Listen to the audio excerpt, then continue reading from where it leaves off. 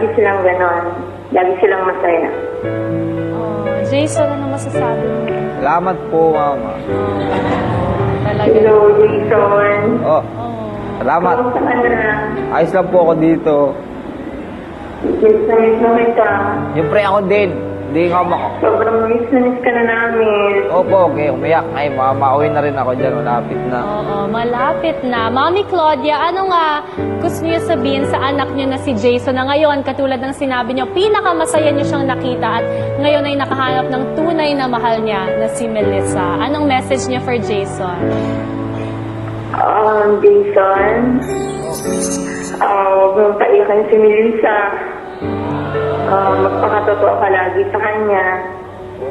Sana huwag mo siya sasaktan. So, alam ko naman na kahit anong sabihin ng iba, palastasin niya na lang, huwag ka na lang makinig para hindi masira yung relasyon ng dalawa. Ikaw anak, magpakabait ka, nandyan ka na sa gusto mong marating. Sana lang, hindi ka magbago. Oh, maraming salamat, Mami Claudia. Thank you. At ngayon nga, ay kakausapin naman natin ang tatay ni Melay all the way from Jensan, Papa Janicio. Hello? Melay, hello ka. Hello pa? Sabi ka? Hello pa? Inday? Oo, si Inday ni. Oh, Inday? Ha? opo, si Melissa po yan, Papa Janicio.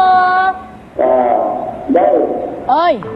Kamalas ko dito sa kanina. Ako nakatulog si Mama dito. Kamalas ko paano mo, nakakona mo. Pero wala akong pang-explicar sa Mama na hindi ko na kontrol ang pangalan mo. Siyempre, mabahay ka. Kailangan na pag-ampo ka sa Ginoo, nakunta, hanggang-hanggang, kaya na ako nakakasal sa Ginoo. Kaya pagkanawa ko, siguro yung mga manipulate ka, siguro yung staff niya, hindi mo mag-say, dahil yung mutuman mo kayo.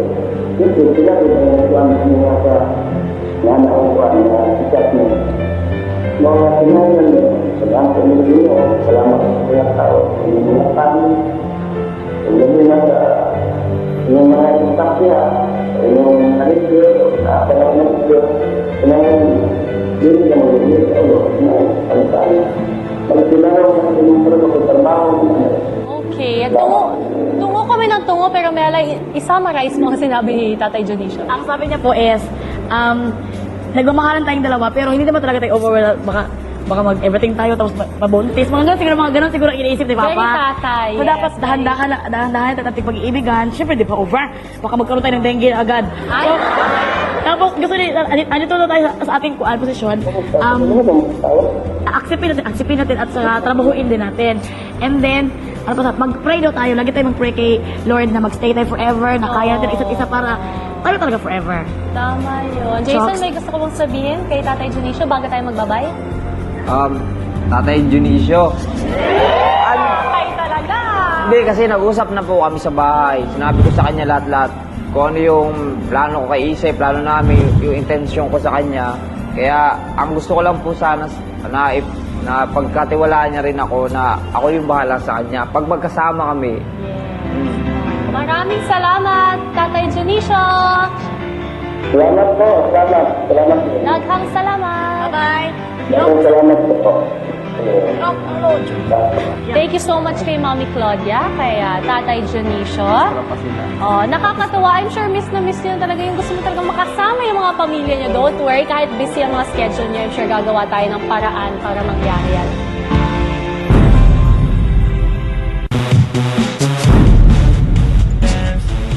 Sa mahabang panahon na magkasama kayo ni Jason, lagi kang nagkukwento sa kanya sobra ng isang taong para sa'yo, pinaka nakakakilala sa'yo. Lagi mo siyang binabanggit kay Jason. So tuloy kami na nanonood, parang feeling namin kilala na rin namin siya. At sinasabi mo na siya yung pinaka pinagkakatiwalaan mo, lalo na pagdating sa buhay pag-ibig mo. Kaya naman, alam naming sobrang miss mo na talaga itong taong to. Melay, ito na ang pagkakataon mo. Nandito siya para salubungin kayo sa outside world at para mag-hello ang pinakamamahal na kapatid mong si Ondo!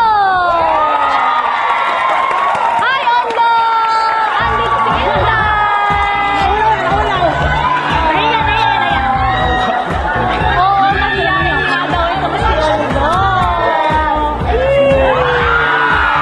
Talaga naman. Ay, mamay pa mo. Oh, sabi nga nila sa akin, mahiyain daw talaga itong si Ondo. Hayain po siya. Hindi po yung mahihain sa mga barkada niya, pero ngayon nahiya siya kasi maraming mga chicks. Maraming mga tao. Ay, single ba si Ondo? Single?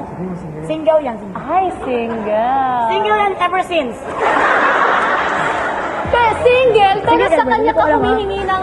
Melay, single siya, pero sa kanya ka humihingi ng advice tungkol sa buhay pag-ibig. Paano nangyari yun? Kasi parang close din kami, char lang.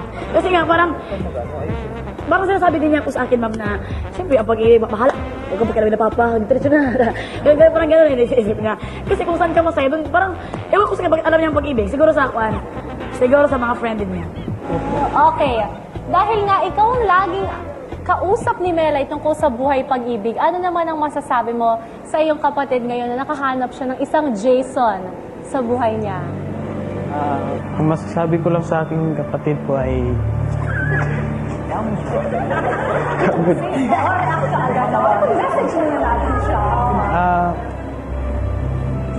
siyempre, swerte ni Inday is gwapo pa si Jason.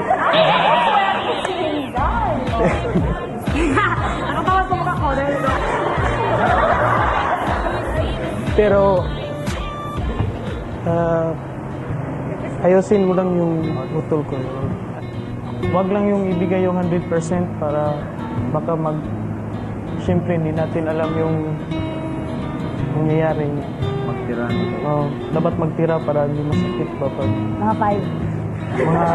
5. 99. 89% lang po. Yan lang po, ma'am. Ano, Melay, ang pinakamagandang natutunan mo dito kay Ondo tungkol sa pagdating sa buhay pag-ibig? Mas kami ko galing po, at saka kung saan po ako masaya, doon po ako. Yes. At ngayon, ikaw ay pinakamasaya sa? Sa feeling ng aking everything. Sa feeling din. Yes. Ondo, tabi ka nga dito kay Inday. Oh, bakit dyan ka? Oo, wag kang others. Sure, sobrang proud ng buong pamilya, buong Jensan. Sobrang proud kay Melissa. Pero ngayon na magkatabi na kayo, nakita na kayo, anong gusto mo sabihin sa napaka-successful mo ng kapatid ni si Inday? Proud na proud ako sa Proud na kami lang. kay Inday kasi naabot na niya yung gusto niya sa buhay na meron siya. Yan lang po.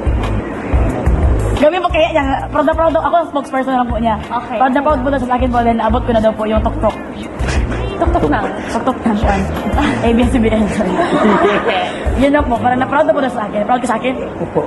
Maraming salamat, Ondo. At kahit sobrang shy mo, maraming salamat at talagang humarap ka sa napakaraming Melason fans at sa lahat ng manonood. Thank you. Oh, kahit medyo comedy, ako'y na-touch dito sa pagkikita na nga magkapatid na to at syempre ang pagkikita ni Ondo at ni Jason. Okay, nakaharap na nga ni na Melissa at Jason ang ilan sa mga naging kasabwat nitong dalawang nakaraang linggo. Pero, Melissa, Jason, gusto kong ipaalam sa inyo na hindi lang sila ang mga naging kasabwat, napakarami pa. Can you believe it? Gusto niyo ba makilala kung sino pa yung iba? Opo, ma'am. Papakilala namin sila sa inyo sa pagbabalik ng Melason in Love!